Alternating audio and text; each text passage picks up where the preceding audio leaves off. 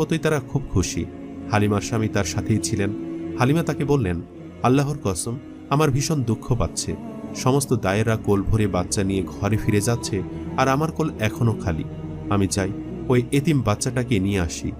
খালি হাতে ফেরার চেয়ে একটা এতিম বাচ্চা নিয়ে ফেরাই ভালো। স্বামী বললেন, যাও, নিয়ে এসো।